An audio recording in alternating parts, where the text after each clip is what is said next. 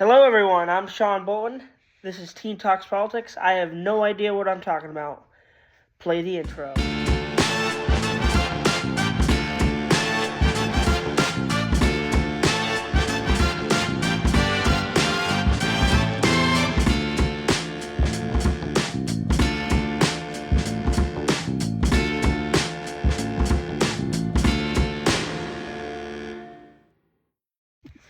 Hello, everyone. Welcome back to another Teen Talks Politics episode. Hope you guys are all doing well. Right now it's the weekend. I'm just trying to get through midterms right now, so it's an interesting time. But it's also been an interesting week ever since my last video last Saturday. So much has happened since then. First thing that happened was the U.S. was able to capture Venezuelan President Maduro, and that's caused a lot of issues, on whether the president has the authority to do this sort of thing, invade other countries or attack other countries, steal their leader without congressional approval. There's a lot of international laws that are being disputed over this. My opinion, though, is I don't think that we should be attacking other countries.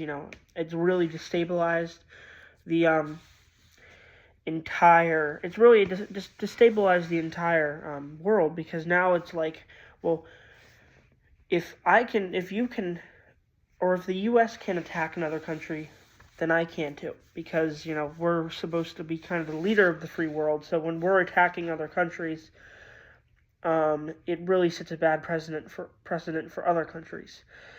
Another thing that happened was a woman was shot in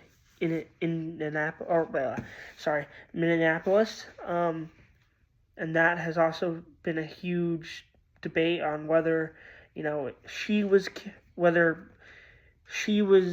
a victim of police brutality, or if the ICE officer was just protecting himself. There's a lot of debate over that. Also, more foreign policy is that Trump has stated that he still wants Greenland, and he's even said that after Venezuela, there's going to be a lot of talks about trying to get Venezuela. And that's another thing where I disagree, because it could be the end of NATO. We don't know how NATO countries are going to react. They've already been saying that it could be the end of NATO, because why are we going to use military force against a NATO ally? Because I think Trump is willing to do that. So yeah, it's been a very, very hectic week in politics.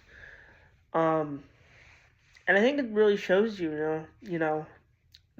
really that's one of the great things about politics and our world, is that we never know what's going to happen. One day can just be a normal day where we're hearing about simple bills being passed to literal wars starting. Anything could really happen. That's the thing that's interesting. Of course, that can lead to some very tragic incidents, but it can also lead to extremely interesting stories to cover. But yeah, so we're almost a year into Trump's presidency, so I think we should also talk about that. And so far, he has not been a very popular president. He's had worse approval ratings than Biden, or around the same that Biden has had. And people will say, well, and the reason why it's worse than Biden is because Biden was fairly popular his first year in office. He wasn't as unpopular as Trump is right now.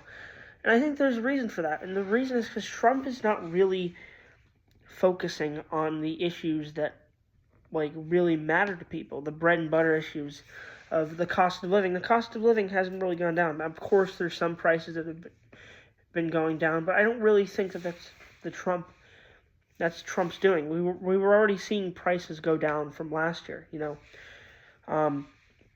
Things like the Big Beautiful Bill, which pretty much just raises premiums and gives tax cuts to the rich. It's not very popular, and people say, oh well, it's helping America, or that we're eventually going to see the results. But so far, at least, Trump is not popular in what he's doing.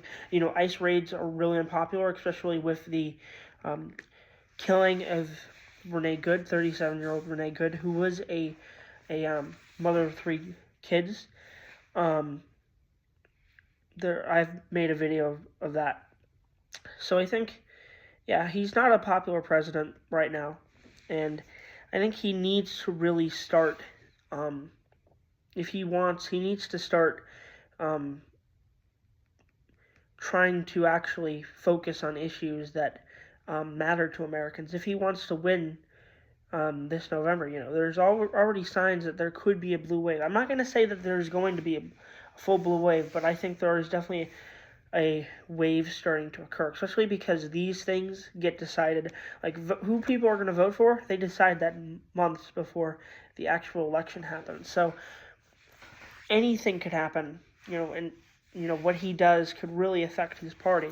Even in 2028, if he's still like this in 2028, then his party might not be in the White House for another 4 years, or might not be in the White House for the next 4 years. So he's very unpopular. But we're also seeing really the parties starting to restructure.